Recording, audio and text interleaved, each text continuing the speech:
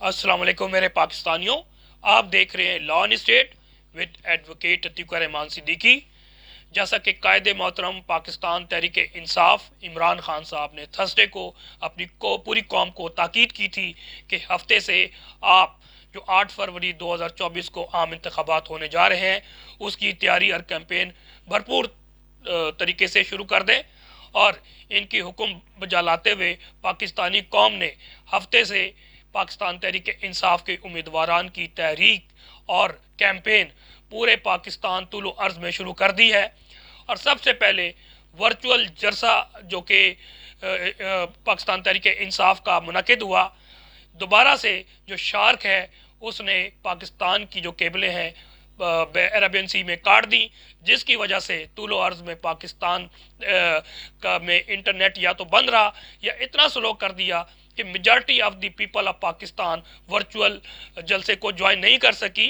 लेकिन बहुत कम लोग थे जो को वीपीएन इस्तेमाल करना जानते हैं, वीपीएन के ज़रिए इस्तेमाल किया और करते हुए इन्होंने जलसे में ज्वाइन किया, जिसकी वजह से जलसा फिर भी कामयाब हुआ। इसके बाद बावजूद प्रॉब्लम्स के, बावजूद मुश्किलात के, फस्तायत के, तूलो अर्ज़ में गिरफ्तारियां भी हो रही हैं, एफआईआर्स भी हो रही हैं। अभी पता लगा है कि जनाब लकी वर्मा में 144 का नाफिज कर दिया गया है और इलेक्शन मोड में जा चुके हैं। बावजूद तमाम परेशानियों के, जिस तरह पाकिस्तानियों ने इमरान खान की कॉल पे पाकिस्तान तहरीक इंसाफ की जो कैंपेन है खुद अपने हाथ में ले ली है। कैंडिडेट्स अंडरग्राउंड है मेजॉरिटी, लेकिन आवाम खुद निकली और कैंपेन कर रही है, सोशल मीडिया पे कर रही है, डोर टू डोर कैंपेन कर रही है, कॉर्नर मीटिंग के जरिए कर रही है। क्योंकि जलसे की तो इजाज़त है ही नहीं, रैलीज की इजाज़त नहीं दी जा रही, लेकिन जो डर का खौफ है आहिस्ता आहिस्ता जो केपीके से भी ख़त्म हुआ है और अब पंजाब में भी वो ख़त्म हो रहा है, लोग निकल रहे हैं। और आप देख रहे हैं कि सोशल मीडिया में पाकिस्तान में स्पेशली केपीके में और पंजाब में भरपूर तादाद से लोग निकल रहे हैं और पाकिस्तान तहरीक इंसाफ के उम्मीदवारान के कैंपेन, जो जलसे हैं, कॉर्नर मीटिंग्स हैं, गलियों में निकल रहे हैं, सड़कों पे निकल रहे हैं, उसे कामयाब बना रहे हैं। कल मैं देख रहा था कि जस्टिस अतर मिनल्ला साहब लेजेंड होटल में, जो कि एडवोकेट सुप्रीम कोर्ट का जो हॉस्टल है, जिसको लेजेंड होटल हॉस्टल भी कहते हैं, वहाँ पर ख़ताब कर रहे थे और उन्हीं बातों का इयादा किया जो तमाम पढ़े लिखे लोग, तमाम पाकिस्तानी लोग, तमाम पाकिस्तानी स्कॉलर्स, जर्नलिस्ट, वकला और आम तबका भी वो बात कर रहा है कि पाकिस्तान में इस वक्त फस्तायत है, पाकिस्तान में इस वक्त कॉन्स्टिट्यूशन नहीं है, ना रूल ऑफ लॉ है। और जस्टिस अतर मिनल्ला साहब ने बड़ी डिटेल में इसका अपना इजहार किया ख़ताब करते हुए, और उसका जो जिस्ट है वो मैं बता देता हूँ। जस्टिस अतर मिनल्ला की आज की गुफ्तगू आप जैसों के मुंह पे तमाचा है, उन लोगों के मुंह के तमाचा है जो कि मुल्क में फस्तायत फैला रहे हैं, जो मुल्क में आवाम के बुनियादी हकूक़ को ख़त्म कर चुके हैं, जो मुल्क में आइन और कानून को पामाल कर चुके हैं और आवाम को हाईजैक कर चुके हैं, यानी कि ये कब्ज़ा ग्रुप के लिए तमाचा है। जस्टिस अतर मिनल्ला ने क्या सुनहरी अल्फाज कहे कि अगर 1970 में भी इजहार राय की आज़ादी होती तो यह मुल्क दो लख्त ना होता, ना लीडर सूली पर चढ़ते। मगर कुछ लोग तो सोशल मीडिया से भी डरते हैं, जो आजकल हाल है। पहली तकरीर रियासत ने कायदे-ए-आज़म की सेंसर की थी, फिर लामतनाई सिलसिला चला। जस्टिस अतर मिनल्ला, ये जो अल्फाज थे ये मेरे अल्फाज हैं, ये आपके अल्फाज हैं, हर पाकिस्तानी के अल्फाज हैं कि 76 सालों में इन गैर जमहूरी ताकतों ने, गैर आइनी ताकतों ने सिर्फ अपने मज़मूम मकासद के लिए, अपने मज़मूम मफादात के लिए पाकिस्तानी कौम को बकरा बनाया, पाकिस्तानी कौम को तबाह किया, इनके रिसोर्सेज खा गए, इनके रिसोर्स पे कब्ज़ा कर लिया और फिर एजेंट बनकर रह गए इंटरनेशनल ताकतों के। इसके साथ ही आज की जो खबर है, आपको मालूम है कि पाकिस्तान तहरीक इंसाफ को टेक्निकली तौर पे अदलिया के ज़रिए गैर आइनी, गैर कानूनी तौर पे नॉकआउट किया गया, जिसकी जो गूंज है ना सिर्फ पाकिस्तान में है बल्कि पूरी इंटरनेशनल मीडिया पे है कि पाकिस्तान में जो इस वक्त हो रहा है वो गैर जमहूरी है, गैर आइनी है, गैर इंसानी है। तो अदलिया के ज़रिए पाकिस्तान तहरीक इंसाफ को, जो पाकिस्तान की परसेंट आबादी को रिप्रेजेंट इस वक्त कर रही है, उसको इलेक्शन में कॉन्टेस्ट करने से मना कर दिया, रोक दिया, बल्ला छीन लिया गया। लेकिन इन तमाम एफर्ट्स के बावजूद भी इस वक्त जितने भी पोल्स आ रहे हैं कि जो आज़ाद उम्मीदवार हैं वो इस वक्त जीतने की पोजीशन में है। अब कानूनी पोजीशन ये है कि अगर पाकिस्तान तहरीक इंसाफ के जो आज़ाद उम्मीदवार हैं वो इलेक्शन जीत जाते हैं, 200 जीतते हैं, 225 जीतते हैं, तो क्या वो पाकिस्तान तहरीक इंसाफ ज्वाइन करेंगे और वो पार्लियामेंट में जा सकते हैं? तो मेरे राय के मुताबिक, क्योंकि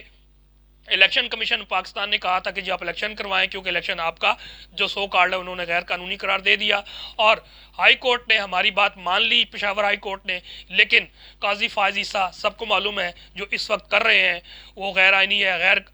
कानूनी है, और वो कहते हैं कि जनाब मैंने जो करना है मेरी मर्जी, तुम जो चाहे कर लो। लेकिन क्योंकि ताकत इस वक्त उनके पास है, मुनसिफ इस वक्त ये बने हुए हैं, उन्होंने जो फैसला कर दिया जनाब आप इलेक्शन नहीं लड़ सकते।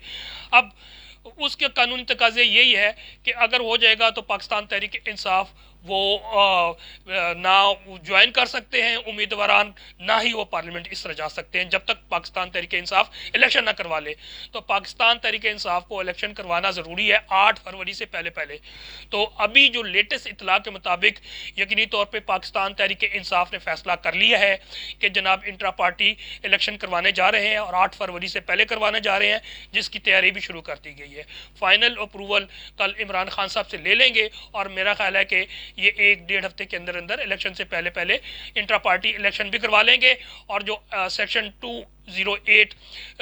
इलेक्शन एक्ट 2017 के तहत वो इलेक्शन कमीशन ऑफ पाकिस्तान में अप्लाई कर देंगे। सर्टिफिकेट जो है विद इन 7 डेज देना इलेक्शन कमीशन पाबंद है, और जब वो हो जाएगा तो पाकिस्तान तहरीक इंसाफ को पाकिस्तान के जो उम्मीदवार आज़ाद उम्मीदवार है उसको ज्वाइन कर सकते हैं। ये एक अच्छी खबर है और इसको एफर्ट्स करनी चाहिए। लेकिन इसके साथ साथ एक और कानूनी पहलू मैं आपसे जिक्र करता जाऊं जो कि बहुत इंपॉर्टेंट है कि इस वक्त आप ये देख लीजिए कि एक आम तासुर है और ये ठीक तासुर है कि जनाब अगर पाकिस्तान तहरीक इंसाफ के नाम पे 150, 250, 200 उम्मीदवारान कौमी असम्बली में और इसी तरह सूबाई असम्बली में मेजॉरिटी 70%, 75% भी जीत जाती है, तो क्योंकि आज़ाद हो गए तो गैर जमहूरी ताकत और गैर आइनी ताकतें जिस तरह से फस्तैयत फैला रहे हैं, तो उनको कांधों से पकड़ के, उनको हाथ से पकड़ के, उनको कोई बेनिफिट्स दे के इस्तेकाम पार्टी में भी डाल सकते हैं, खटक की पार्टी में डाल सकते हैं, नून लीग की पार्टी में डाल सकते हैं, पीपल्स पार्टी में डाल सकते हैं, और इस तरह से मंडी जो इंसानों की लगेगी, और मैं समझता हूँ तारीख की बदतरीन मंडी पाकिस्तान में लग सकती है, वो इस तरह का सिनेरियो क्रिएट हो सकता है। उसको दूर करने के लिए जो एप्रीहेंशन है कि जनाब ये अब पाकिस्तान तहरीक इंसाफ के जो उम्मीदवारान हैं जो कि मुख्तलिफ किस्म के निशानात पे इलेक्शन लड़ रहे हैं, सबको मालूम है, उस पर डिटेल में नहीं जाता, तो वो फिर यकीन दहानी करवाने के लिए हल्फिया बयान दे रहे हैं, जिसको बयान हल्फी वीडियो पे आके। तो मेरी राय है, मैंने बैरिस्टर गौहर साहब को मैसेज किया है जो कि अभी तक उन्होंने जवाब नहीं दिया, इसी तरह जो कि दूसरे स्टेक होल्डर्स हैं उनको भी दिया है, लेकिन अभी तक वो अमल नहीं कर रहे, जबकि करना चाहिए। और मेरी कानूनी राय है, इसके जो अभी दिया इसके अलावा एक कानूनी राय है कि बयान हल्फी जो स्टैम्प पेपर पे होता है, 10 रुपये, 15, 20 रुपये, जो भी बयान हल्फी स्टाम्प पे बयान हल्फी दें और वो बयान हल्फी जमा करवाएं पार्टी में, ताकि वो ज़रूरत के वक्त इस्तेमाल हो सके।